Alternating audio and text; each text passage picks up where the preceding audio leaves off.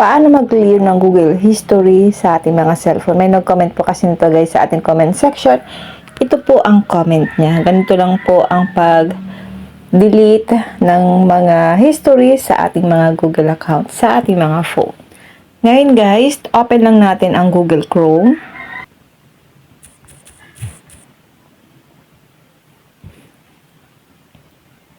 Click 3 dots.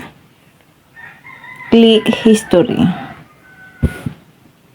At dito guys, lalabas dito yung mga binisita nating mga website sa ating phone. Meron pa siyang date and year kung kailan mo siya binisita. Ayan. Kung kailan nyo binisita yung isang site. Ayan guys. So para ma-delete yan, tap lang natin ang delete browsing data. Dito sa may time range, piliin nyo po yung all time. I-tap mo lang yung arrow down, then piliin nyo po yung all time.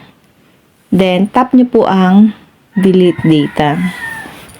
Ngayon, sa Google account naman, hanapin lang po natin yung Google. Tap lang natin yung Google. Piliin nyo po itong history sa taas.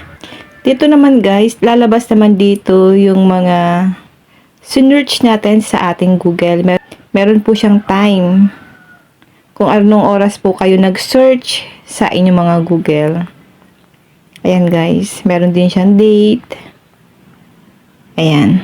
Para ma-delete naman yung mga sinearch natin na history sa ating Google. Tap lang natin ang delete.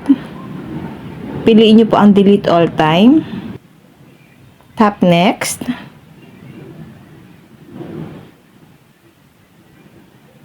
Tap delete. Your selected search history will be permanently deleted. So, tap lang natin guys ang delete. Deletion complete. Ganun lang po kadali at kasimple kung paano po mag-clear ng Google History sa ating mga cellphone. Yun lang guys, sana po may natutunan kayo sa aking video. Huwag niyo lang po kalimutan na i-follow ko at i-share ang ating video para malaman din po ng iba kung paano mag-clear ng Google History sa ating mga phone.